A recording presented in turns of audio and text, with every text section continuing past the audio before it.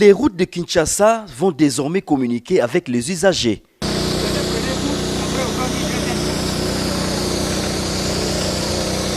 Ces travaux de marquage au sol, lancés par le ministre des Transports, voie de communication et de désenclavement, qui avait à ses côtés le gouverneur de la ville-province de Kinshasa, Jean-Tini Ngobila, sont un signal fort dans la lutte contre les accidents sur les routes de la capitale qui sont restées longtemps muettes.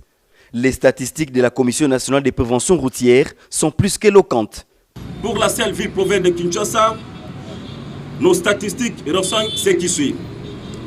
En 2019, 1152 cas d'accidents ont été enregistrés, faisant ainsi 2184 victimes, dont 364 tués, 824 blessés graves et 996 blessés légers.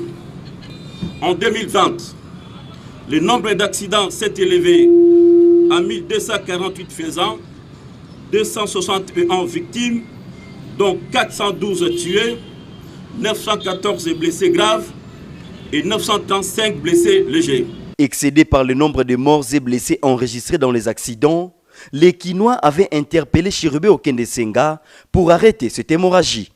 C'est dans ces cadres que le ministre des Transports, voie de communication et de désenclavement, a impulsé cette action de la CNPR qui ira au-delà de Kinshasa. Vous pouvez faire 1000 pas en commençant par le premier.